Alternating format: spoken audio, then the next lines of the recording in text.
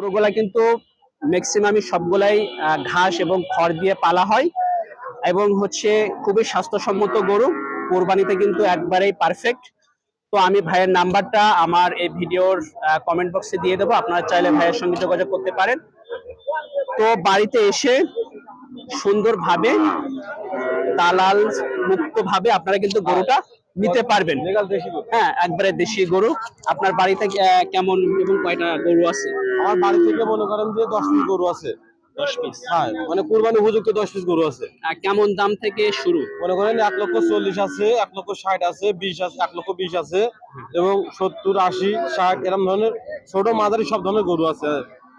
তাহলে কিন্তু বন্ধুরা আপনাদের মানে চাহিদা মতো সকল ধরনের গরু কিন্তু এখান থেকে কিনতে পারবেন।